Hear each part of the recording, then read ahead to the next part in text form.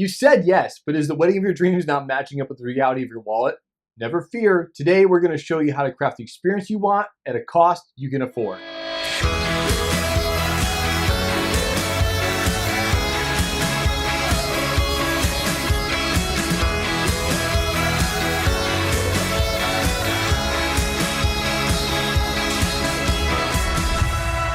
Getting engaged is exciting, but as you start to plan, that excitement can begin to wane when you consider all the costs of the big day.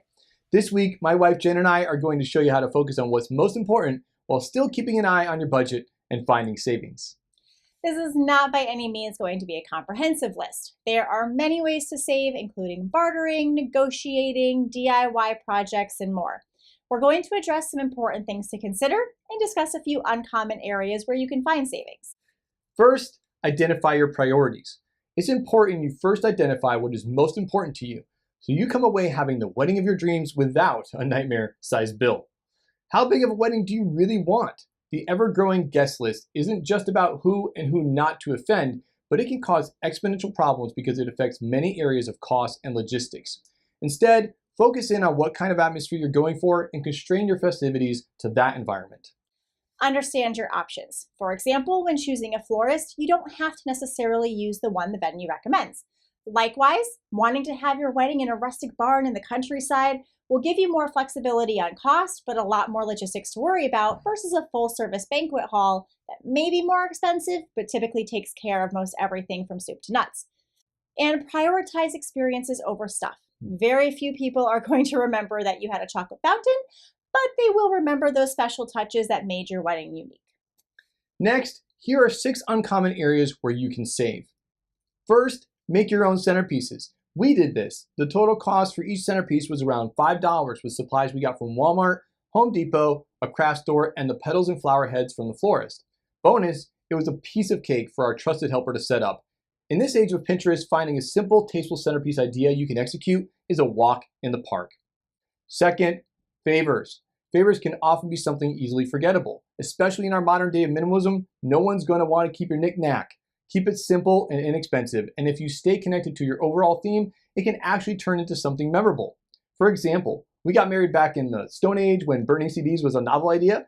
We turned that creativity on and created our soundtrack to our wedding with all the memorable musical pieces in order as they occurred throughout the day.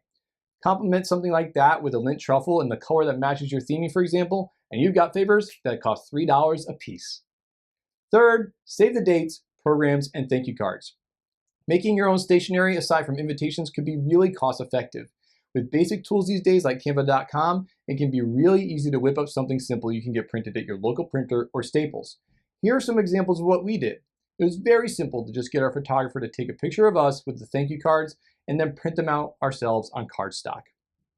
Fourth, a wedding planner. Do you know someone who's been involved in several weddings and is very organized and detail-oriented who could help be your point person? If you're someone who's not into details, then that's an invaluable service, but maybe paying a professional wedding planner isn't the best use of your resources. Fifth, flower pickup and arrangement.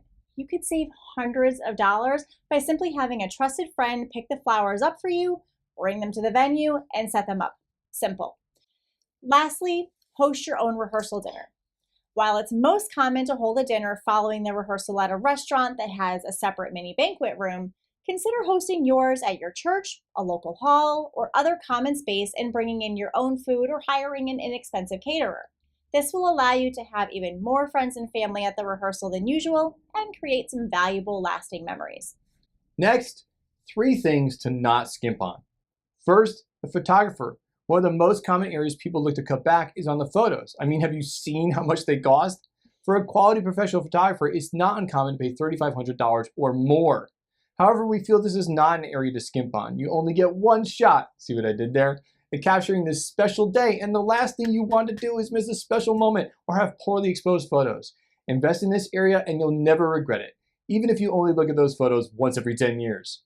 Second, food. Make sure you have enough food and it's high quality. This doesn't mean you're going to serve caviar, but the point is you don't want guests that are hungry because there wasn't enough or sick because it wasn't good quality. Lastly, relationships. One of the best decisions we ever made was to leave for the honeymoon one day later than is traditional and hold a day after gathering specifically for family and friends who came a long distance. Local guests, you'll have an easier opportunity to see again post-nuptials, but you'll be so busy throughout the day that there won't be much time to interact with most anyone, including those who've come a long way. Having a special event like this will afford an opportunity to connect more deeply in a more relaxed environment to create meaningful memories for both you and them. They spent the time and money to be there for your special day, and they'll really appreciate getting to see you more than just a couple minutes while making your rounds at the wedding. Bonus, you won't feel guilty that your loved one came from so far and you barely got to see them. This can be something very simple, such as a backyard cookout with burgers and hot dogs. It's about quality time. The hard work was the day before. So don't skimp on those. Speaking of not skimping, there's one last area we think is the most important to protect. Remember to prioritize the marriage, not the wedding. Well, how do you do that? Well, first, don't overload the day with so many things that you miss people and moments. Earlier, we talked about prioritizing experiences over stuff. And while that's true, you can easily fill the short time you have on this special day with too many experiences.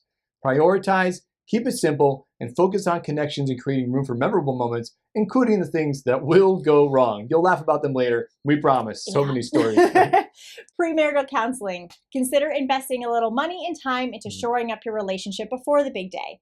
After all, your relationship is what it's all about. Don't take the easy way out and avoid talking about the big three: sex, kids, and money.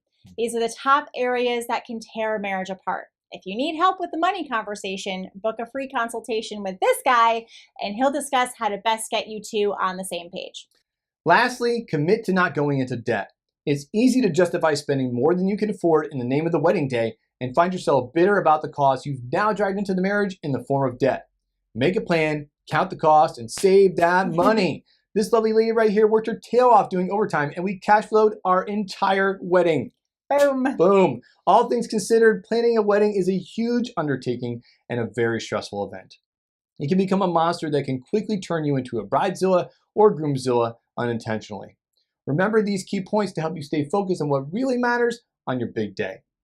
What are some ways you saved on your wedding? Let us know in the comments below.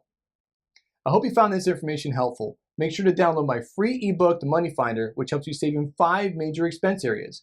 And come join me in the Strong Together Money community. It's my free Facebook community designed to keep you focused, informed, and growing on your financial journey. Also, are you tired of paying that ridiculous cable bill but don't know how to keep your content without it? Maybe you've even cut cable already but are wondering if there's a better option that could save you more or even give you more options without added cost. Check out my online course, Cable Cutting Academy, at cablecuttingacademy.com for more information. It's helped plenty of people find options and savings step by step. This has been Jeremy with Strength in Numbers and my wife Jen, helping you find more money to fund your dreams.